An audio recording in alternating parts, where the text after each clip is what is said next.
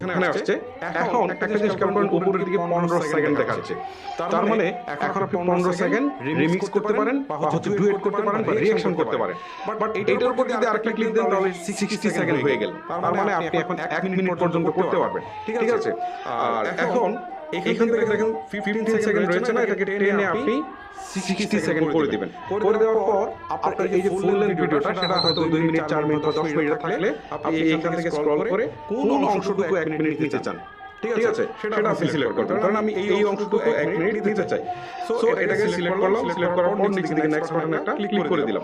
এখন এটা প্রসেসিং হচ্ছে।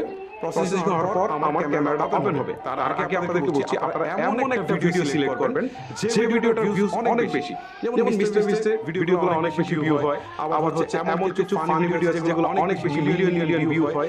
আবার এমন কিছু ভিডিও আছে যেগুলো হচ্ছে অপ্রত্যাশিত ভিডিও, সেগুলো অনেক বেশি ভিউ হয়। সো এই ভিডিও